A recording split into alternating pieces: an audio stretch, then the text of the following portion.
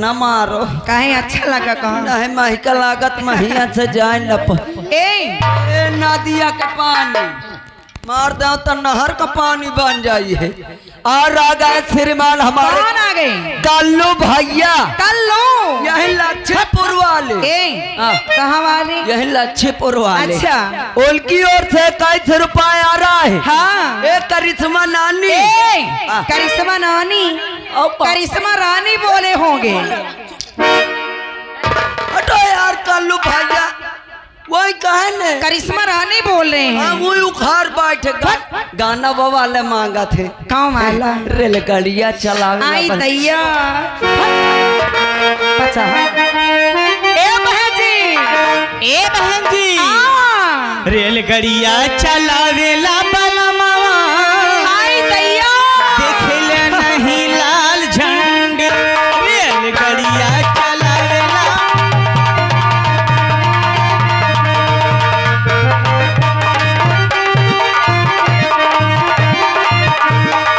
रेलगाड़िया चलावेला बलमा रेलगाड़िया चलावेला बलमा देखेला नहीं लाल झंडी रेलगाड़िया चलावेला बलमा देखेला नहीं लाल झंडी का कहीं पतिया हो। और आप हैं श्रीमान कौन आ गए? अशोक कुमार गौतम। हाँ। अशोक कुमार गौतम यही लक्ष्मीपुर निवासी हैं। अच्छा। साहब की तरफ से 11 रुपए का सम्मानित पुरस्कार पार्टी स्वागत करती है। मैडम जी आप क्या कहना चाहती हैं? का कहीं रतिया हो का कहीं बतिया का कहीं रतिया हो का कहीं बतिया का कहीं रतिया हो का कहीं बतिया होता गावेला बाला बाबा हमर भोपोता गावेला बाला बाबा देखना नहीं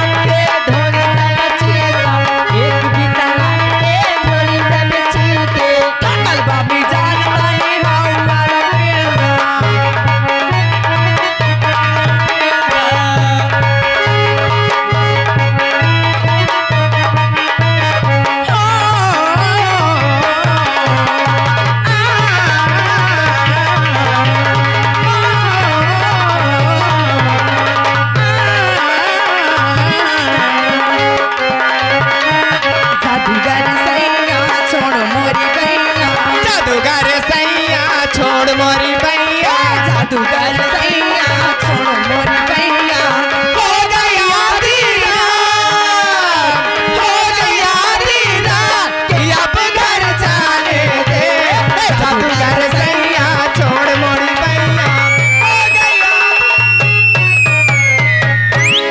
और आप हैं श्रीमान गिरीश चंद लक्ष्मीपुर निवासी। हाँ आपकी तरफ से 11 रुपए इनाम। और उनका कहना श्री चंद भैया जी आप फ्रिज से एक बोतल पानी लेके और जी फरमाइश से घेरा है। फरमाइश। और आप ही श्रीमान कहाँ? कीर्तानी भैया जलालपुर से अच्छा 12 रुपया दे थे। हाँ 12 रुपया में कौनो छाप सुनाओ। आ लीजिए कहना है। क्या कहना है? हाँ, लाल लाल मिर्ची बड़ा तीत लागेला लाल लाल मिर्ची बड़ा तीत लागेला सैया धीरे धीरे सैया धीरे धीरे डाला बड़ा नीक लागेला सैया धीरे धीरे डाला बड़ा नीक लागेला लाली लाली मिर्ची बड़ी तीत लागेला लाली लाली मिर्ची बड़ी तीत लागेला सैया धीरे धीरे डाला बड़ा नीक लागेला राजा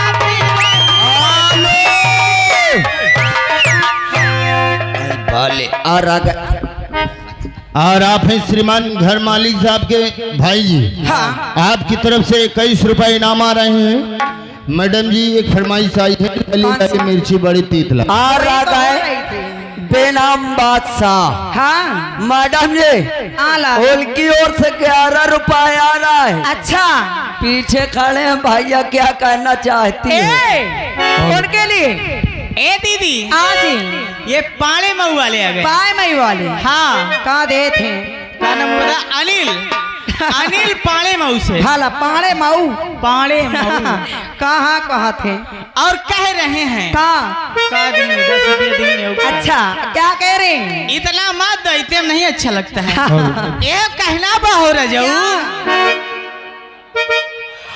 अरे होश दी बलाब के देवरा बाटा बड़ी चितर लगवा दी राजा जी, लगवा दी राजा जी हमारे लहंगा में मीटर लगवा दी राजा जी हमारे।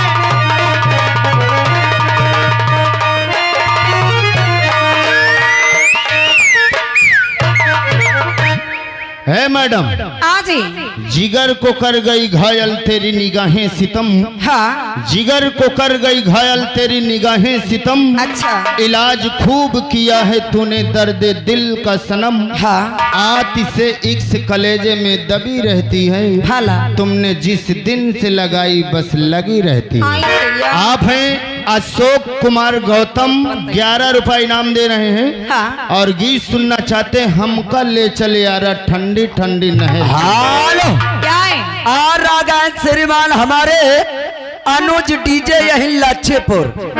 जिस भाई को किसी भी शुभ अवसर पे या मुड़न हो या शादी हो या विवाह हो या छठी हो हाँ या तिलक हो या तेरही हो, अच्छा लाइट एंड डीजे की आवश्यकता हो, हाँ हमारे भैया जी से संपर्क करे।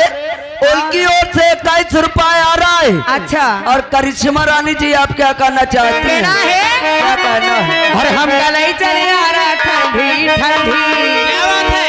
हम कल चले आ रहा ठंडी ठंडी, नहर के किनारे हमका ले चले आ रहा ठंडी ठंडी, नहर के किनारे हमका ले चले आ रहा ठंडी ठंडी, नहर के किनारे हमका ले चले आ रहा ठंडी ठंडी, हमने नहर के किनारे हमका होटल में गई था ठंडी नहर के किनारे, का होटल में गई था ठंडी नहर के किनारे कचौड़ी खाएगी चोरी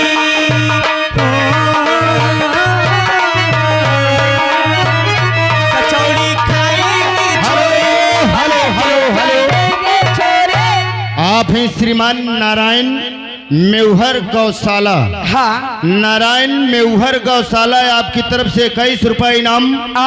और गीत सुनना चाहते हैं याद बस तेरी याद रह जाए। हेलो ठीक है आ रहा है श्रीमान हमारे बोधेलाल चौकीदार महाराजगंज से। हाँ ए मैडम जी हाँ क्या है? भैया जी इधर बैठे हैं, उनकी ओर से 11 रुपए आ रहा है और गीत मांग रहे हैं साड़ी हम ना पहनब राजा। ए हो राजा अमीन कुमार, अच्छा वही बालक मऊ वाले खेत है इनका, कह रहे हैं पैसा नहीं देते, अच्छा कह रहे नहीं हैं होगा फिर ऐसा नहीं होगा, लेकिन कहते हैं माता जी का याद याद याद। अच्छा हेलो, और आप हैं अशोक कुमार गौतम, यही लच्छीपुर निवासी हैं मैडम जी। हाँ आपकी तरफ से 21 रुपए आ रहे हैं और उनका कहना है क्या कि मौसमे बहारा की हर एक अदा सजा दी है। हाँ मौसमे बहारा की हर एक अदा सजा दी है, फूल जख्म देते हैं चांदनी जलाती है, और कारवां से मंजिल तक कुछ नजर नहीं आता हाँ। जब किसी मुसाफिर की आश टूट जाती है। आँच टूट जाती है। उनका कहना है कि हमारी मनपसंद आपके गीत होनी चाहिए, अगर कटेगी तो 30 रुपए में कटेगी, वरना गाना उन्हीं का चलेगा। हो इश्क में तो हर चीज मिट जाती है, कैसे बेकरारी बन के हमें तड़पाती है। याद याद याद बस याद रह जाती है, याद याद याद बस याद रह